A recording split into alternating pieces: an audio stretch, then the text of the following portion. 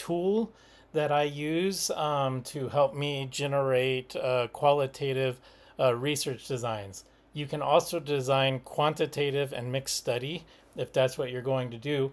I historically have done almost entirely qualitative, so that's what I'm more familiar with.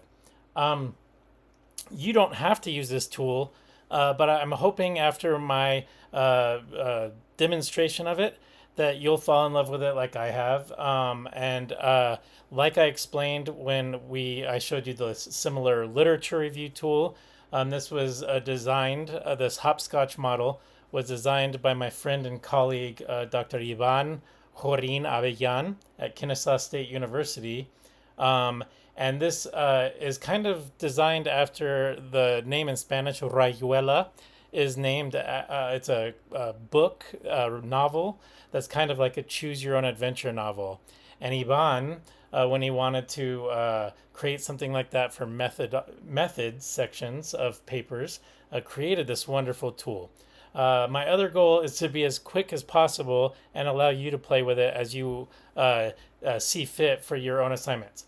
What I will say for this particular assignment, your methods section is probably going to be 4 to 5 pages. So you probably won't use everything, but it's a way to just start thinking about your research design. So Ivan created a 9 step process to create a methods section. And I'm not going to go through every one in detail, but who you are as a researcher matters. So in here, there's several different ways that you can see the world and your worldview, and to disclose that and how that will impact your study. Then you outline the topics and goals for your study, and he has a outline of how to do that.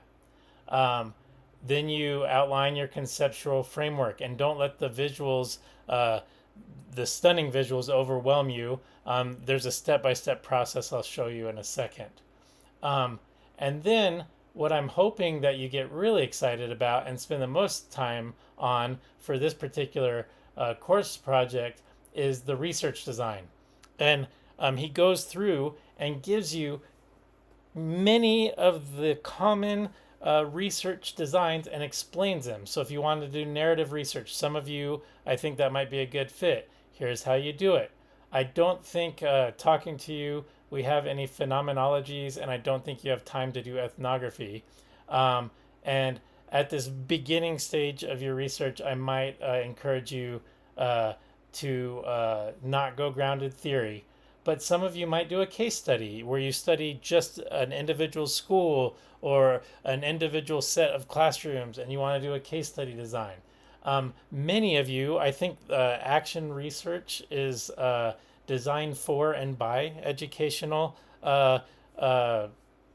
researchers, and this explains action research. I believe personally that teachers, by our very nature, are doing action research every day as we work to make our own praxis better, as we work to make our assessments better. And so action research resonates with a lot of educators.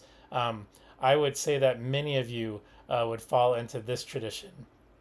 Another one created for educational purposes that I'm going to show you, like I had a grant proposal that I did, and I followed through this whole process using a phenomenography, which is it was designed for educational research. So go through and see which of these align to your participants, to your data that you might collect, to the methods that you might use to collect them.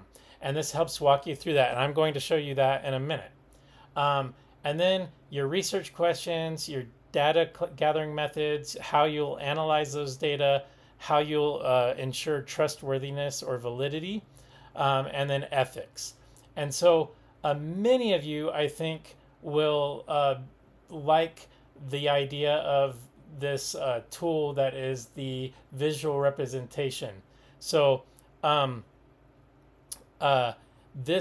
I'll leave this link in the chat. It's a shorter version of all of what we just showed, but you go and you pick the kind of study that you're going to do. And so I personally used a grant and I used phenomenography. And I went through all the steps. It's kind of like a Google form. And at the end, they send you a picture. So here's the picture of the phenomenography, right?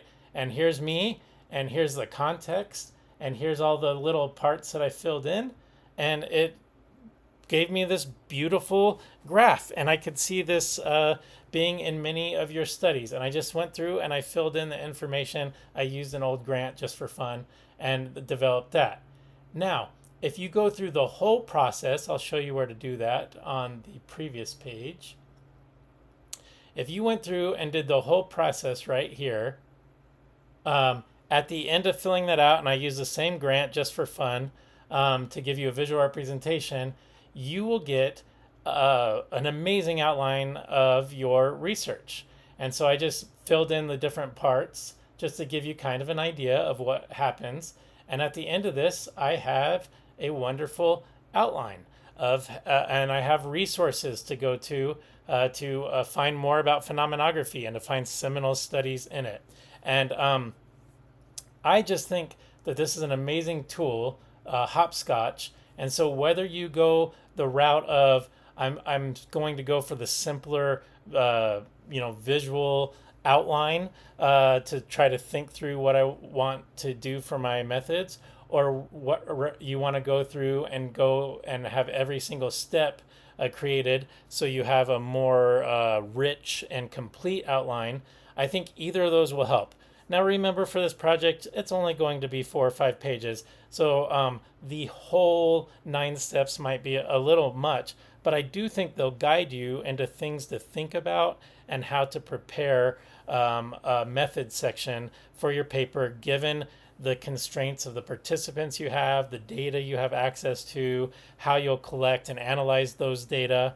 And I think that this is just a wonderful tool, and I hope it helps you as much as it helped me.